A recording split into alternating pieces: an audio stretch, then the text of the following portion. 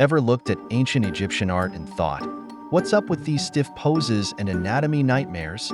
Faces in profile, torsos twisted forward, figures practically glued to each other, with that iconic left leg striding forward. All while doing daily life activities? Let's clear this up. This weird anatomy was no accident, nor a lack of skill. It was all about symbolism, immortality, and a very specific artistic agenda. Egyptian art, whether in noble tombs or grand temples, was designed to represent the essence of things, not to mimic reality. In these tomb and temple paintings, you'll often see figures going about their daily business, farming, hunting, feasting, or playing music. But here's the thing, they weren't just random scenes. Each activity was like a visual wish list for the afterlife. The more elaborate the scenes, the more riches and activities the deceased could enjoy in eternity. The Egyptians believed these images were magically animated in the afterlife. So the art was about preserving a life of abundance, not capturing a single moment in time. Each body part in a figure was shown from its most characteristic angle. Side profile of the face to show the nose and jawline? Check. Torso front and center to capture both shoulders? Double check. And those stiff poses?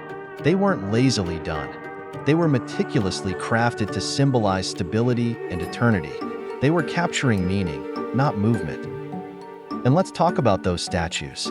Egyptian statuary, especially in the Old Kingdom, takes it to the next level. The royals? Always youthful, always powerful, with left leg striding forward. Why the left? Because that's the side of the heart, believed to be the center of intelligence and emotion. Sorry, brain, no credit here. Striding forward with the left leg signified their power to lead, conquer evil, protect the people, and symbolized moving toward the afterlife with strength and purpose. Meanwhile, you'll often see their partners just a half step behind, left leg forward as well, symbolizing their eternal support. But here's the twist. Not all Egyptian art stuck to the symbolic, immortal essence vibe. In the Old Kingdom, we find a surprising detour into realism. Figures so detailed, you'd think they were snapshots from the pharaoh's iPhone. These lifelike wooden statues often represented servants and attendants, not pharaohs, showing laugh lines, tiny mustaches, and unmistakably human expressions. Some tombs even included statues of the tomb owners themselves, like high-ranking officials or noblemen. It's as if the sculptors were ancient Rembrandts, capturing every wrinkle, expression, and emotion. But why?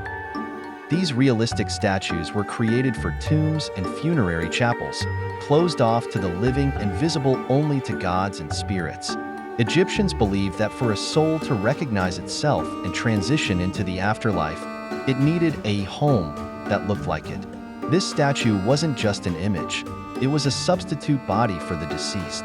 Should anything happen to the real body, the soul would need to identify itself on Earth to complete its journey to the afterlife as an effective spirit, Akh.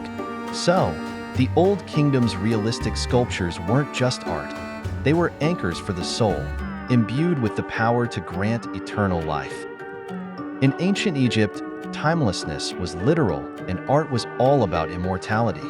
Egyptians built their art for eternity, designed not to change with time, but to remain untouched and unaged, reflecting their faith in a stable, everlasting world. So, before you dismiss those twisted torsos and statue stances, remember that for the Egyptians, art was a language beyond life, crafted not for beauty but for the ages.